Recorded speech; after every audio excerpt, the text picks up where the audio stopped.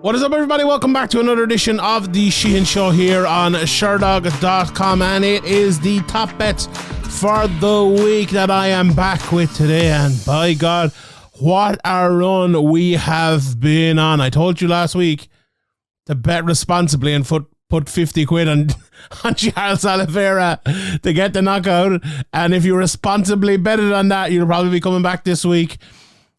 Can we get super chats? You should be sending super chats, sending me money, all of that. I've made everyone who's listening to the show a rich person in the last 5 weeks.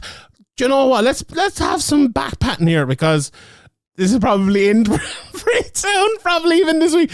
I'm not that confident in my flyer for this week, so I wouldn't be responsibly betting 50 euro this week. But the last few weeks, what a run! We'll go through this week's bets in a second.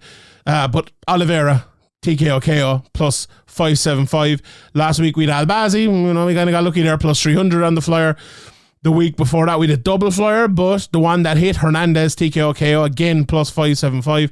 Before that we Johnny Walker by decision plus 600, and the week before that we hit Frivola by TKO KO at plus 600.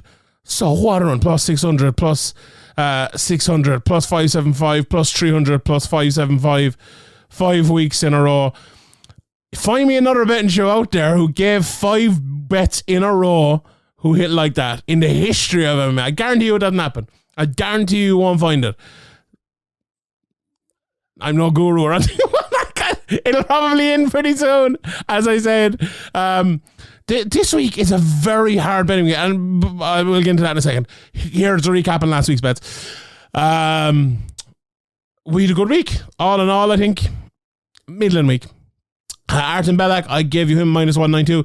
Surprisingly, he lost that fight. Wasn't able to get the wrestling going sufficiently and got knocked out. So not a great pick there by me. The Nunes versus Aldana fight, I picked that not to start round 4. As we know, it went to a decision. Again, did anyone envisage that fight going the way it did? I, as everyone knows, certainly didn't. No, I thought it could have been a decision, as I alluded to last week, if they both fought in a certain way, but that certain way was not what Aldana did. But anyway, that's, I suppose, for another day. But yeah, that's a pick I think you look back at and go, well, that's Aldana's fault, not my fault. not to be giving out about the fighters here or anything, but that's on you, Arena. That's not on me. That was a good pick. You just ruined it on us all. Anyway, Ige by decision plus 240. That did hit, so that's brilliant. Plus 240. That's a big enough price there. Not too bad. Tyler Diamond in. I had a double flyer. Tyler Diamond plus 550. That didn't hit. But he started off very well, and by God, the way the first 4 minutes went, I was like, oh, well, maybe. But then he caught that flying knee at the end of the first and ended up getting finished by the second. And then, as we all know, the big bet of the week, Oliveira wins by TKO KO plus 575. That did hit. And I also told you, if we're not mistaken, go back and watch the tape.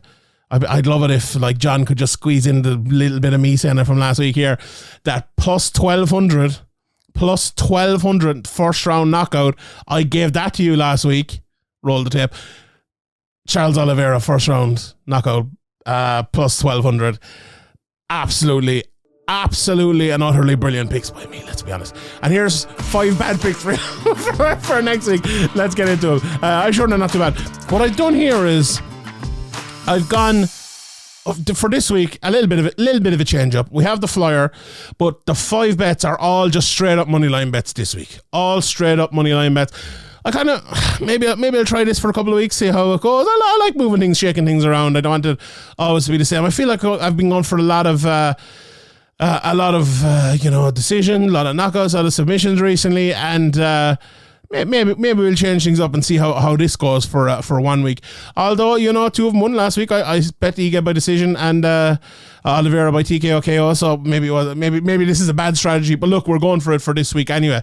I have bets from Bellator, UFC, and PFL for this week. I've actually I've gone kind of heavy on Bellator because this Bellator card is really, really good. Although I don't have bets from the top 2 fights, but we will recap, and we'll probably look. I might even go a little bit quicker through the bets this week, so we can spend a little bit more time recapping the top bets. And I'll pick out. I'll give you my 5 bets, but I'll pick out another couple of bets I'll throw at you as well towards the end of the show. So if you're listening to this and you're saying, Sean, we don't know what your bets are, just tell us. They will be recapped at the end. My 5 bets will be recapped at the end, if I don't forget. so that's great. And also, there are the timestamps on the video as well, so if you want to fast forward to any specific fight or anything like that, the price and the bet comes up on screen. So there you go. We'll make it easy for you. Shout out to John Brannigan, the absolute best in the business at doing this. Right. First bet I am going for is a pretty straightforward one, if I'm being honest. And I cannot believe this price. Norbert Novenyi Jr. against Kamil Oniszczuk. And it is minus 250 for Norbert Novenyi Jr. Minus 250. And you're probably saying to me here, Shani, you don't normally give us minus 250s. Maybe you'll give us like a minus 150 or, an even money bet. I'm not one of these shows, even though I do keep my overall record as well. 35-73, 9-21. I'm not one that, does it for my record, and I'd rather give you a good money bet than to get the bet right, But this one, I just feel like this is very off now. I have made a big call on Norbert Novenyi Jr. and this is the Sheehan Show, right? The name is on it, so I'm putting my name. Where is it? Up there. I'm putting my name forward to be Norbert Novenyi Jr.'s biggest advocate in the media. This guy is brilliant. Like, he's a truly brilliant fighter. I believe he'll be the middleweight champion in Bellator. I actually interviewed him a couple of weeks ago. It's up on over in our Friends at Severe Mates up over there. I said to him within the next year, he thinks it might take a little bit longer. So we'll see on that. But he's a brilliant fighter, an absolutely brilliant fighter. His father was an Olympic gold medalist wrestler and I believe a 2-time world kickboxing champion. He's fighting out of the same gym as MVP, and he fights more in that style, the kind of point fighting style, as he said to me even in that interview, than his father's kind of kickboxing style. But he can wrestle as well. He was overtraining in AK, or not. I actually think he wasn't in AK. He told me in an interview.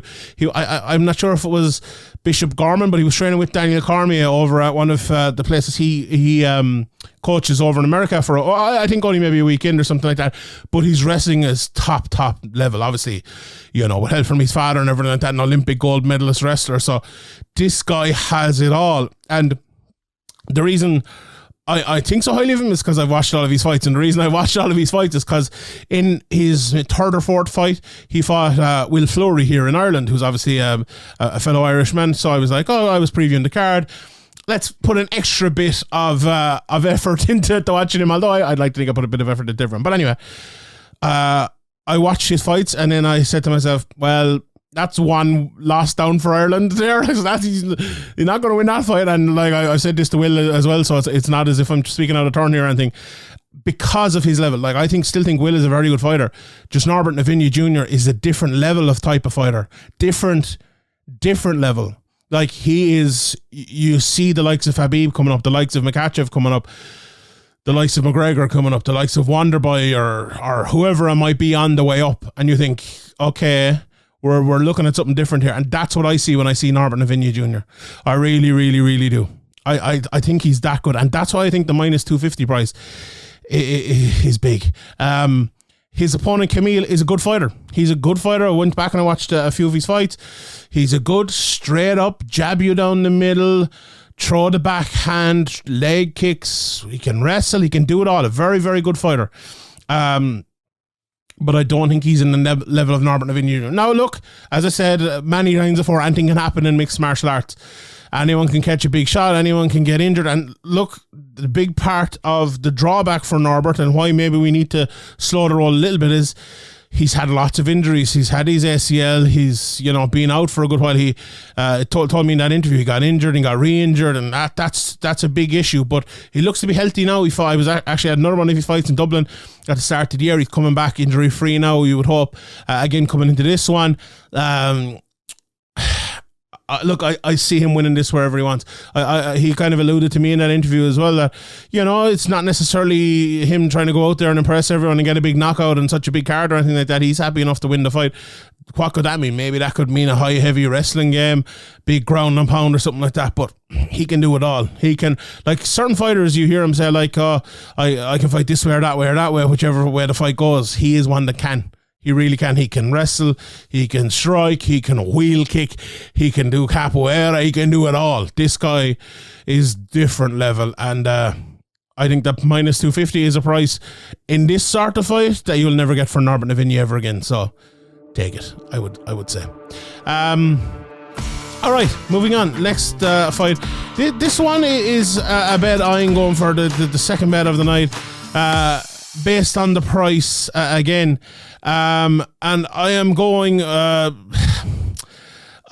was humming and hawing here between a couple of them, right? I was humming and hawing between a couple of them, but I'm going to go over. I'm going to go for Phil Davis at plus 130.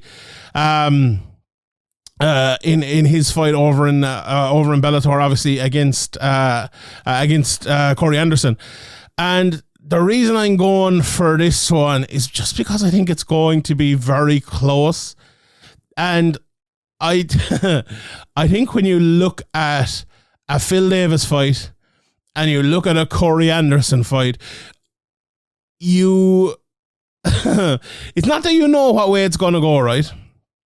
And not that at all, but you kind of have an idea of what way what way the fight will go if it goes one way. And now that's me talking riddles, but also I just think I think you look at all the Phil Davis fights, and what he does is he stops his opponents from doing what they do dangerously, right?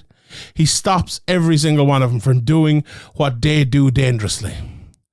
And if he can stop Corey Anderson from doing what he does dangerously, which is land his big right hand or left hand in it over the top, wrestle heavy, get on top of guys, get forward motion, land a lot of shots, and just be a better technical fighter than most people, as well as having the more power than them, the fight will go certain. Like, if Anderson can do all that, the fight will go a certain way. So what Davis has to do is stop that. So let's go through it here. Can he stop the wrestling of Anderson, first of all, right? If he decides to wrestle. We know how good of a wrestler Phil Davis is. I think, I would say definitely can, right? Definitely. Will he for the whole fight? Or maybe not, but I do think he definitely can, and I think he probably will, right? Will he get knocked out by him? Okay? That's a question you need to ask next. Will he feel that big right hand and get knocked out by him? 6 losses in the career of Phil Davis. 0 knockout losses, 0 submission losses, 6 decision losses, right? So I think that tells you a lot of what you need to know here. His last 2 losses, Vadim Nemkov hasn't lost since 2017 against anyone else against him. Ryan Bader in 2017, Ryan Bader in 2015 as well. And then it was all the way back to rest in peace, Anthony Johnson in 2014, Rashad Evans in 2012, who he lost. Those all decision losses, all very good fighters, all championship level fighters. Now Corey Anderson's a very good fighter as well. But if you look, what's the one thing that all of those lads have, right? They're either better technically than him, I would say nearly for all of them, and they have maybe a wrestling advantage in the case of maybe Bader as well. I don't think that's the case with Anderson. I just don't. I don't think it is the case with him. And if you look, like, he's gone into Bellator and he's done some good things, absolutely. But I think the loss to Nemkov obviously in that second fight, where it wasn't the best performance of his career, what was it, 7 months ago now, at this stage 8 months ago, I think if you're Phil Davis, you look at that and you do what you do. I think, look, we know what Phil Davis does. He tries to nullify guys. And if Anderson can't land his 1 or 2 big shots around to kind of steal the round, it's a tough fight to win. Any fight's a tough fight to win when you're fighting Phil Davis. Now, for the good of the division and all of that, people are probably thinking like, well, God, not another boring Phil Davis decision win. And no offense to anyone, but I'm telling the truth of it. But I just feel like it's going to go that way. I just feel like I'll quickly look through Phil Davis's record again. Like a split decision win over Yoel Romero is kind of what I'm looking at. A split decision win over Machida, a win over Anglikskas, a win over when he finished Albrechtsen in the third round. Those are the sort of fights I'm looking at. I'm like, that's the way it's gonna go. And that's the way I see. That's the way I see this one. Right, let's move on to the next one. I was going to go for I was going to go for the Higo fight. I believe the Higo fight has been called off. Is it? If I'm not mistaken, maybe I'm wrong on that one. But I changed the bet last minute anyway, and what I'm going for is over to the UFC, and I'm going for Christian Leroy Duncan to win against Armen Petrosyan, and he's at -143 to win that fight.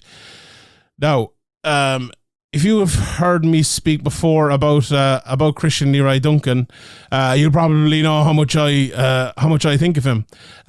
He's a very good fighter, a very, very, very good fighter. Just to say as well, the Higo fight is off. He's out ill, so yeah, that fight is off. But Christian Leroy Duncan, a very good fighter, a Cage Warriors champion, and I know a lot of people maybe don't watch a lot of Cage Warriors and maybe aren't completely familiar with all of them, especially if you're in the US. And I understand that I can't be watching like all the LFA cards and all of them. Just simply you can't get enough time to watch it all. But this guy's a different level. He really, really is. He only made his debut in 2020 after a long career as an amateur. I think he had over 20 fights as an amateur from 2015 all the way up till the World Championships in 2019. Fought some of the best. He won, he lost. He won most of his fights, but he fought a lot of people in the unpaid ranks, and he learned his trade. He learned his trade.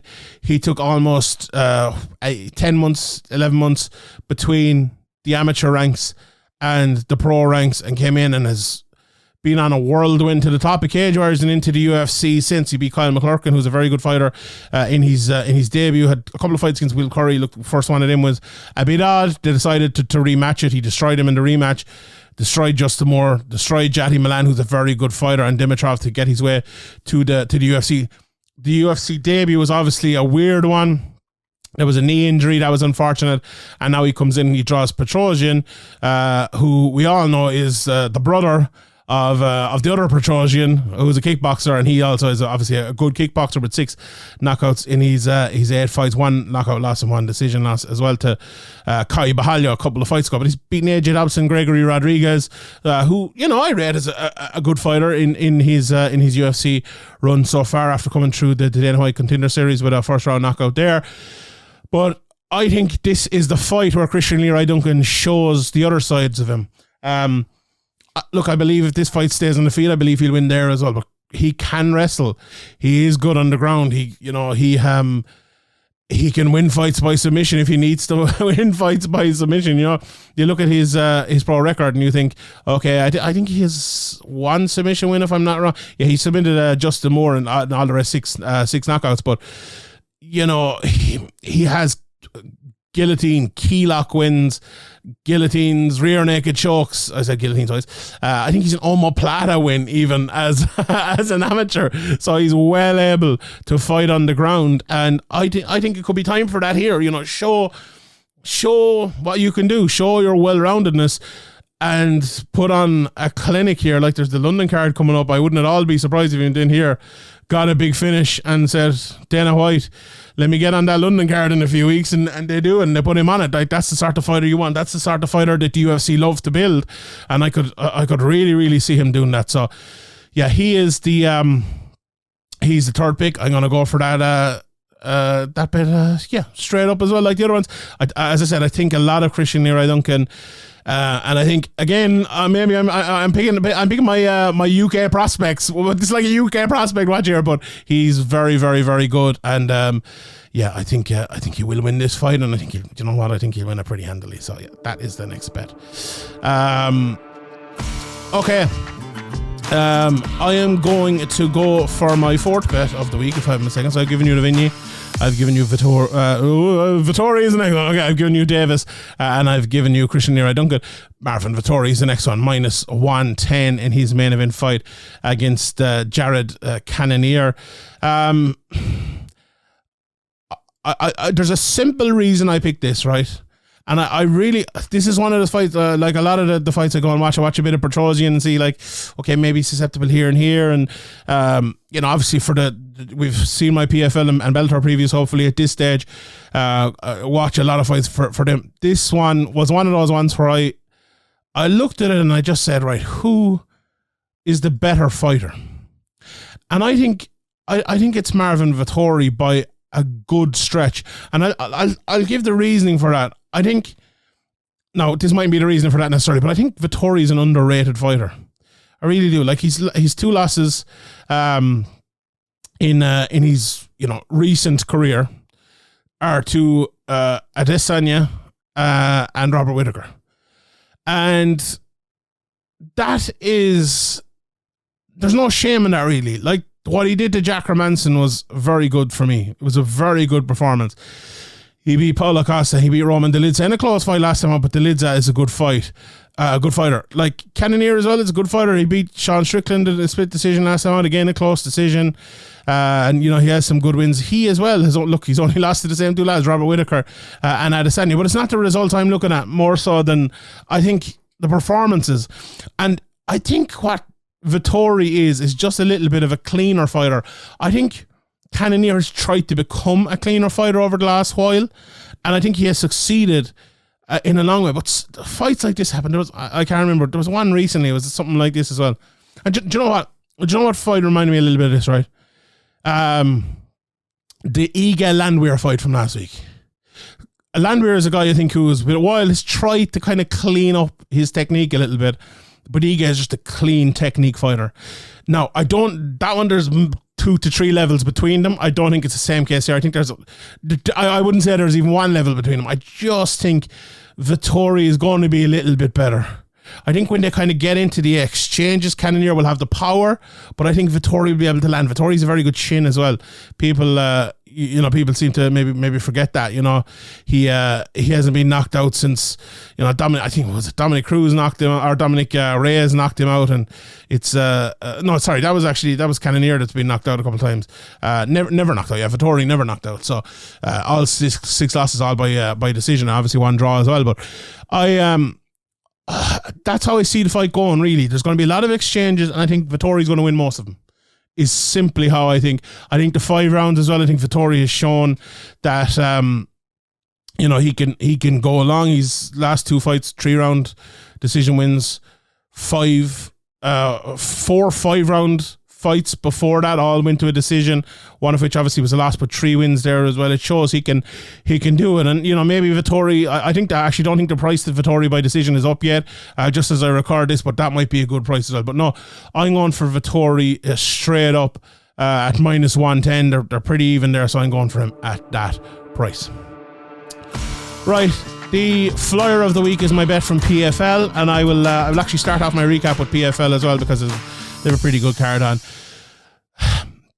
I'm not massively confident and in this flyer, and my flyer run probably in here, but I'm going for Amanda Leibrock at plus 450. And as I said, I wanted to do all straight up bets, and if I look at all the straight up bets for all of this week, if you're giving me one, let's say over plus 300, I think that's the best bet of the lot. She's fighting Larissa Pacheco, obviously the champ, who's a very, very, very good fighter. But there's a couple of reasons why I think this might happen. Now, I looked at that fight. I looked at the odds, and what I saw in it was a big differential. So plus 450, minus 800. I don't think it should be that. I really don't think it should be that. I think it should be closer to maybe like, so she's minus 800. I think she maybe should be closer to minus 350, possibly. Now, if you're that, give me a straight up bet who I think will win. I think it'll be Pacheco. But as a flyer goes, and this is, again, as I said it last week, this is a genuine flyer, like the other one from PFL, in fact, the Tyler Diamond one. There are ways to win for Leibrock.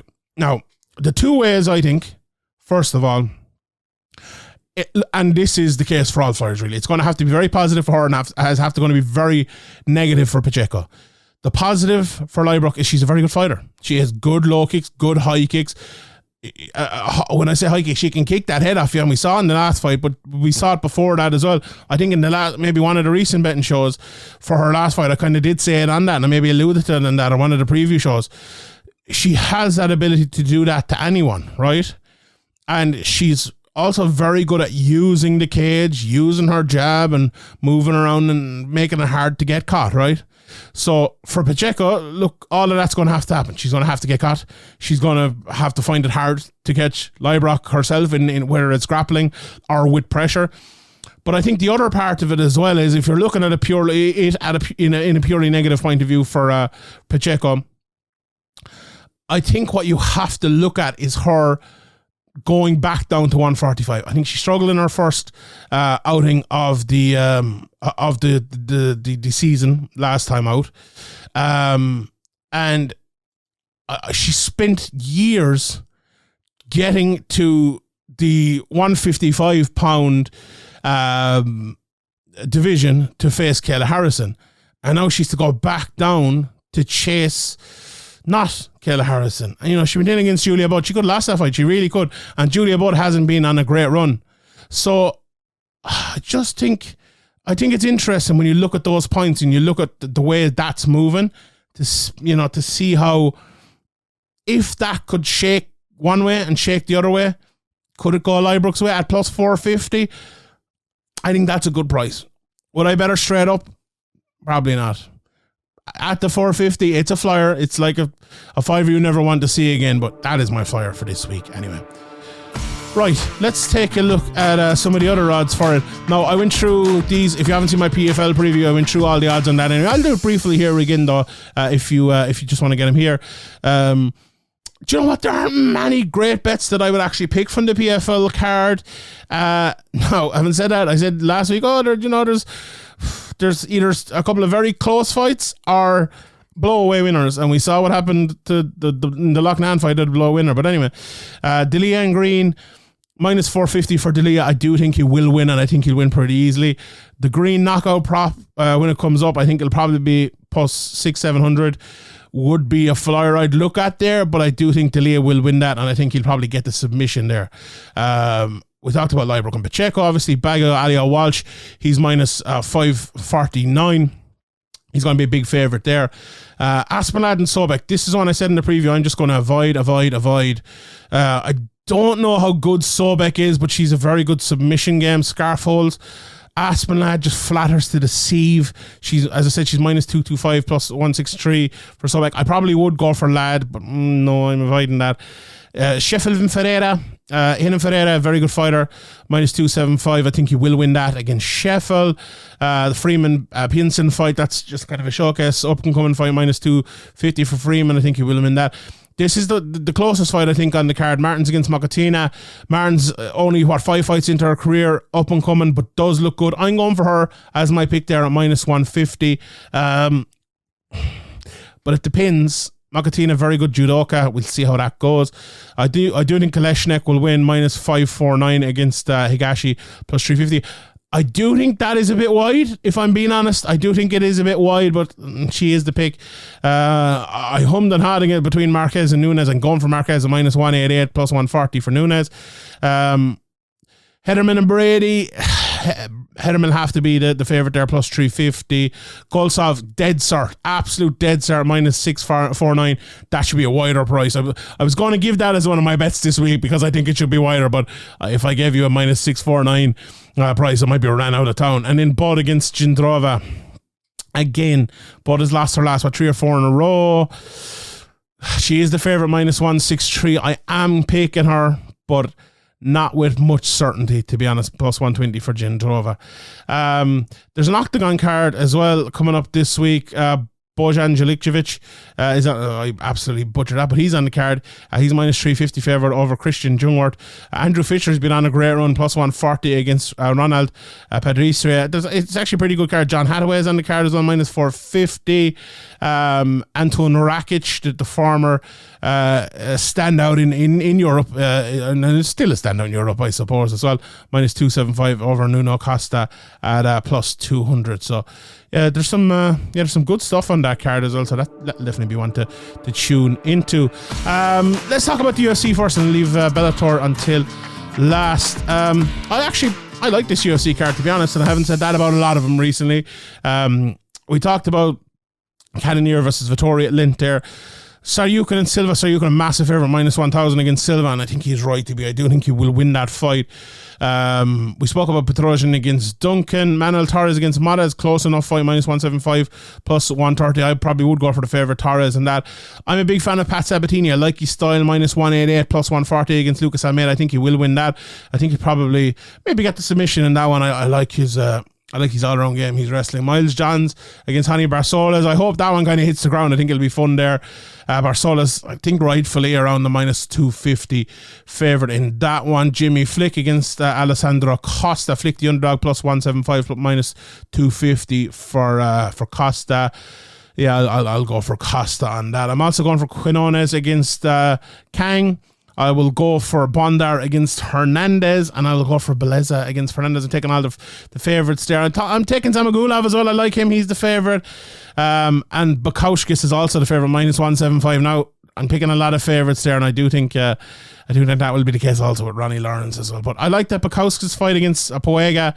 I feel like someone's getting a knockout in that. I know Bukowskis hasn't always gotten a knockout in these fights, but I feel like in that one, you will. Bellator, Vadim Nemkov and Yoel Romero. I was very interested to see this line, and it's out. Minus 350 for Nemkov, plus 240 for Romero. It's an interesting line now, isn't it? Like, I don't know, and I've said this a couple of times. I've done a previous show here on Severe and May. I really don't know how Nemkov is going to fight. Like, is he just going to come out and fight his normal, good tactical game? Like, if he does that, I think you're not necessarily playing into Romero's hands, but you're allowing Romero to do what kind of he wants to do, which is wait and strike. That's exactly what he wants to do, and that's a dangerous game to play against Yoel Romero. So let's see. Is plus 240 enough for me to take it? It might just be. It might just be. Maybe my guy Yoel it might just be. It might just be. Let me know, actually, in the comment section below. Let me know who you're picking. At that price, I don't want to know who you're picking in the fight. Like, fair enough. But who you're picking at that price? Are you picking Yoel Romero plus 240? Would you bet on Nemkov at minus 350? Because this is the betting show, and that's the question here. So let me know in the comment section below. I think the Petrosyan Pettis line is interesting as well. Minus 225. Look, this betting show, we obviously need to record a little bit beforehand, but we should really be releasing this pick, and I'll put it on Twitter 5 minutes after the weigh-in, because how is he going to look? How is he going to get down to 135? That's what I want to know, and I think this price does reflect that a little bit. I'm going to keep an eye on this price because I want to see what this price looks like at 8 o'clock on Saturday night. Minus 225. If you're watching maybe on Saturday, minus 225. Let's see what the price is at that time. Pettis plus 163. I don't think that's enough for me to go for Pettis, to be honest. I really don't. As I said, I do think that price is a little bit deflated on Ferreira and obviously on Pettis too, but or inflated maybe on Pereira and deflated on Pettis.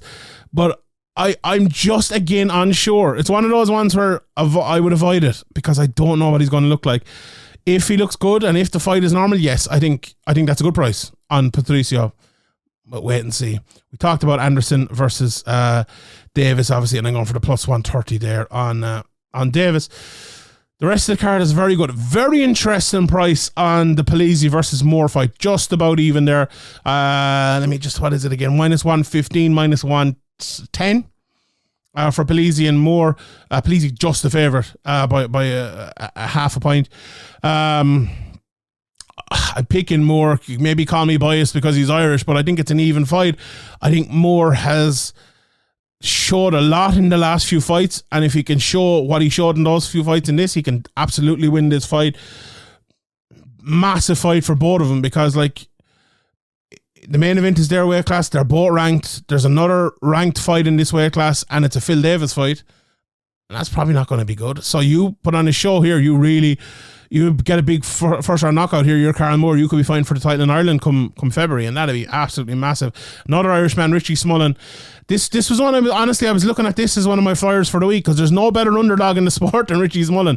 This guy is an absolute animal, but look, he's coming in here against Kizriev at -667, and he's right to be the favourite, but Smullen is a good fighter, and I'd be interested in that. The betting line is probably right, but if you know Smullen as well as I know Smullen, you're probably thinking, oh, it's probably a little bit wide. It's probably a little bit wide, but we'll see on that one. I'm looking forward to that fight. That's going to be a scrap. I'm telling you, that's going to be an absolute scrap. Really looking forward to that. We've Bobby Nash and Crutchmere. Crutchmere is the favourite, -375. Sorry, -350, and I think he will win that fight pretty handily. The Vanderhoort fight is off. We've Hamill and Nikiev. Hamill the +125 favourite.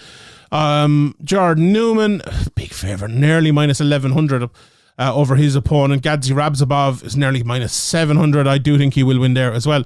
Archie Colgan, Emmanuel Sanchez, interesting fight. Sanchez +300. He's not in the best run in the world. You know, we'll I think I might have picked Sanchez in my previous show, did I? So maybe I should be going for that +300 there. Cody Law -425. You know, some of the up-and-comers on this card as well. Interesting fight between Willis and Kurmagomedov. Willis, you know, he was highly touted a while back, and he's +230 now against Kurmagomedov. But he's brilliant, Ramzan Kurmagomedov, -333. And Daniel James Sakaram, pick the knockout in that one, ladies and gentlemen. I think Daniel James will win. He's -110 over Sakaram -120. So yeah, I will go for James in that one. And yeah, that's it. A bumper weekend in the world of mixed martial arts. I told you I would recap my bets, and I absolutely will.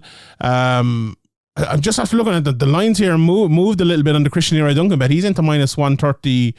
130 here, into -130, so that's interesting on that one. But the other bets, Norbert Novenyi Jr. -250, Marvin Vettori -110. I see Christian Leroy Duncan in there as well. Straight up money line bet, Phil Davis money line +130, and the flyer of the week, Amanda Leibrock -450. All right, everyone, those are my bets for the week. As I said, let me know yours in the comment section below. Let me know your pick for the Bellator main event, Romero or Nemkov. At that price, who you going for? Let me know in the comment section below.